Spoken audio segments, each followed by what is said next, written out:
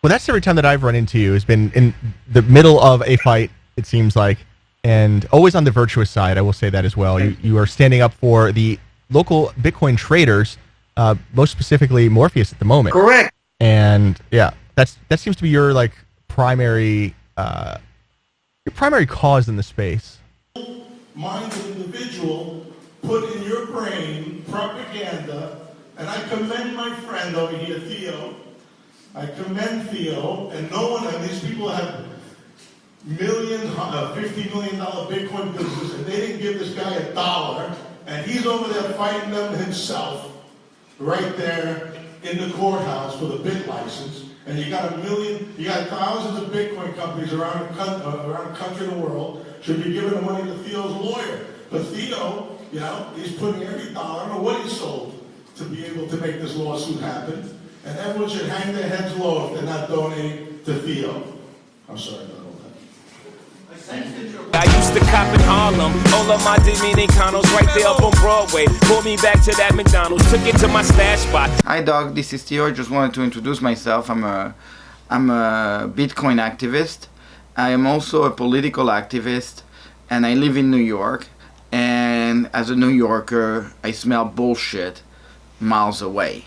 And I have been on the channel the other day, I asked you, what did you think about regulation? And you said you believe that regulation needs to happen, etc., etc., etc.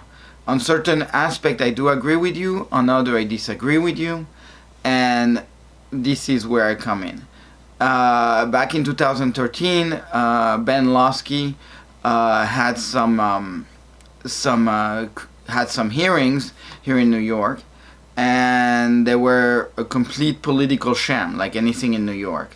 And Ben Losky represent the executive branch of power, and because Bitcoin is not money but a commodity, Ben Losky doesn't have the right to regulate.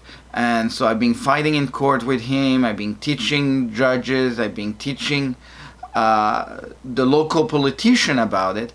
And when I went to knock on their door, they kind of sent me flying away, saying, oh, we don't understand, etc., etc. And so from there started a big ruckus in New York City. And that ruckus went as far as me going after the top law enforcement guy here in New York, called the district attorney. His name is Cyrus Vance. And Cyrus and I have been going at it for the last 2.5 years. And as a political activist, I managed to I wouldn't say cost him some vote, but I did cost him literally, I did cost him some vote actually. And for someone who's running unopposed on a platform, he managed to only get 90% of the vote. That means 10% of the electorate was actually very pissed at him for various reasons. There was the Weinstein story, there was my story on the side. I know that my story only get 2 or 3% of the electorate, but the point is, I chiseled and I created a little entry point to get my voice heard. And this is where I think you come in, because you have been doing a very good job with BitConnect. I mean, I love my ass off, so I have to say, yeah. And so, just a quick presentation of who I am. I mean, as you can see here, it started in 2013. My idea of political activism was, and political belief actually, was this old video from Disney. I am a bill, and so that's what it's supposed to be.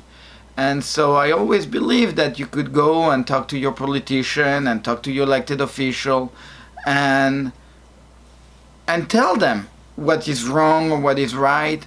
And being a political activist in 3 countries, I always had access to my French politician. And when I talked to him about Bitcoin in 2013, my friend Richard Jung, who is the one who introduced me to my political activism at the beginning, back in 2004. Basically, he looked at it and he said, "Wow, yeah." And he asked pertinent question in France about what is Bitcoin, and that we shouldn't be alarmed. And he did his job as a politician. He learned. And here in America, here in New York, I was expecting that. And I think a lot of people were expecting that, because as you can see during the hearing, the Winklevoss brothers were asking questions and they were asked questions. But at the end of the day, you can see how one professor from Mark T. Williams from Boston University explained how Bitcoin was a commodity. And Ben Laskin, no fool, understood very well that if it was a commodity, he had no right to regulate. So he ignored the comment. And that little exchange takes 20 seconds. But those are the 20 seconds that are key. Because during those 20 seconds, he just brushed aside the fact that it's a commodity, and then says it's a financial product, and then he says, as a financial product, I can regulate. So I not to provoke an argument, but to provoke a little bit, I'd love to hear the reaction from Professor Athey or Professor Felton to some of the strongly held views that Professor Williams has about, the real dangers here. And look, to be fair, there are a lot of skeptics out there in the world. I can't tell you. There are many people who come up to us and say, it's great, Bitcoin is the future, but there are also many people who say, really? Bitcoin? We don't even know who invented it. It's someone whose name, it might be a group, no one knows, and there's no central bank behind it. And can we really have faith in this? And, or are we making a mistake here? Is this just a lot of people putting their faith into something that once they realize what it really is, it'll come crashing down? Is there a bit bubble, I guess would be one way to ask it. How do you respond to those skeptics? Well, guess what? I had my little business. I was doing crypto here I was installing a crypto service here. I had about 100 customers, and suddenly overnight, my business became illegal. And so that's where the fight ensued. So I was a member at the time. I'm still a member of the Bitcoin Foundation. And so in 2017, during the Miami conference, Bruce Fenton was explaining what he did, and he mentioned, of course, the BitLicense in New York and what he did. And right there, I jump on him. I'm like, bullshit. What did you do? What are you doing? I'm having a lawsuit. I'm all by myself. What the fuck? Why are you not helping? And he says, oh, but we help. We send a letter. I'm like, yeah, you send a letter. That's bullshit, because that has no bearing. What is important now is that we have a lawsuit and we're fighting the BitLicense. I am fighting the BitLicense, and nobody is listening to me. So from there, the Bitcoin Foundation started joining into the effort. And then at the same time, there was another organization called the Uniform Law Commission and Coin Center from DC. Perian Boring, Jerry Brito from Coin Center were meeting, and they were trying to get the Uniform Law Commission to pass, to create a new BitLicense based on the New York BitLicense. But because the BitLicense from New York used the wrong definition of what a Bitcoin is, obviously the regulation is flawed. And those flaws are being carried over in the Uniform Law Commission. So at the time, EFF was part of the working group. We were part of the working group. I was part, and I was listening to it. But if the definition is wrong, everything underneath is wrong. So if you can write all the rules, but if the definition is wrong, all the rules becomes wrong. And that's what the essence of the fight is. So, like on Tuesday, there is a hearing in Nebraska about that bid license, which is basically a copy of the New York bid license, where they added a few things. If you want to open a lemonade stand, you don't need a bid license. But as soon as you get if you get more than $50,000 worth of business, then you need to apply for the bid license. But guess what? A small business like mine here in New York, I was grossing $1 million. $1 million doesn't mean that I was making money. There was $1 million coming in, and there were $999,999 going out. So basically, we made $10. So the amount of the money, the number is big, but the reality is we didn't have money to pay. Basically, we had a lease for Smart.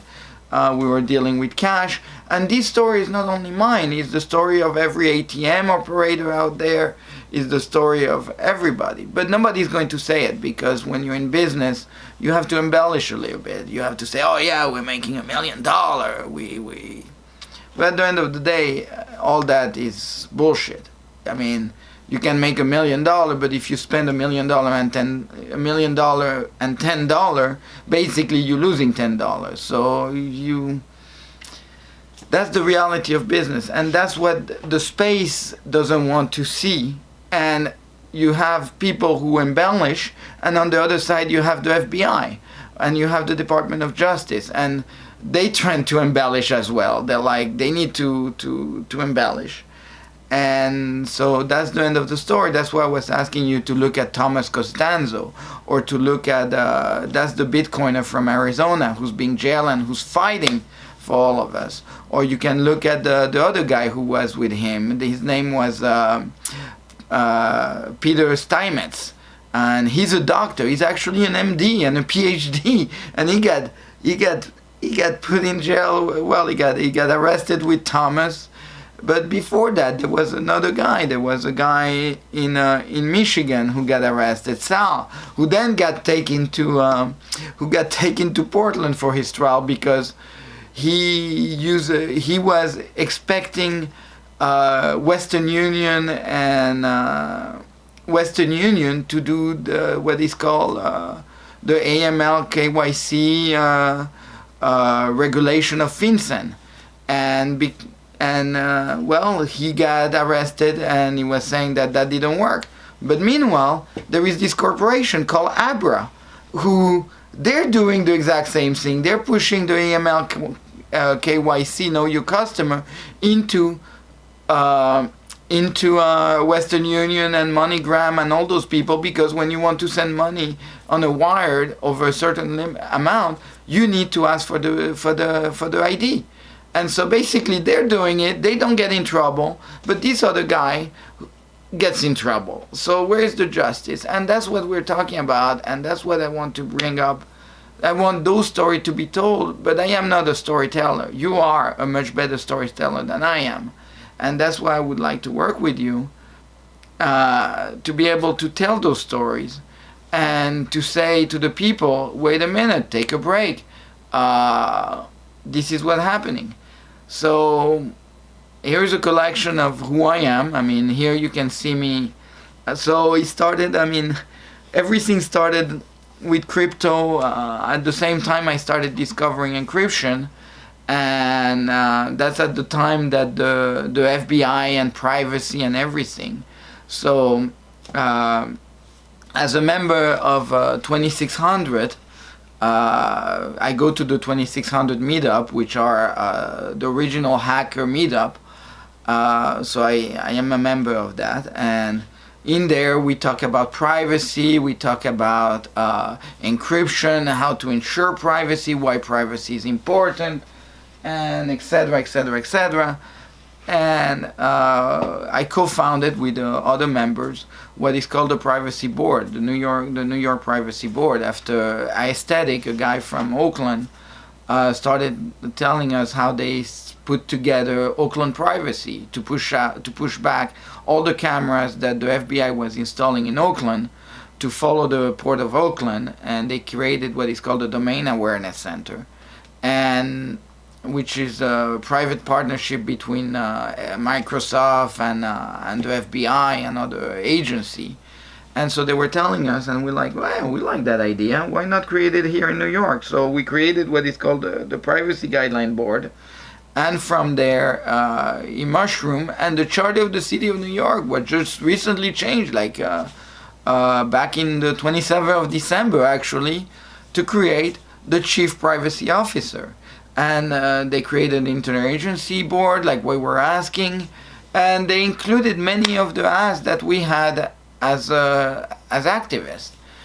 And then at the same time, you had people like the DA of Manhattan, Cyrus Vance Jr., who is trying to get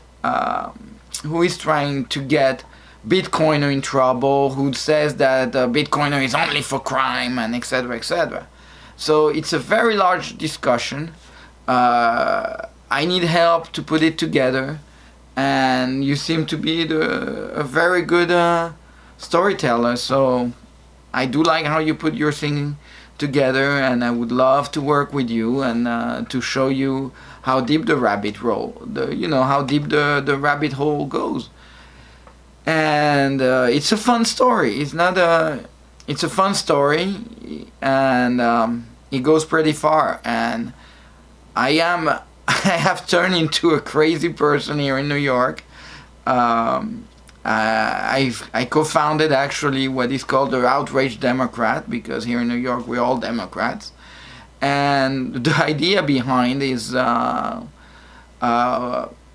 reform how democratic decisions are made. Because with Bitcoin, I discover how politicians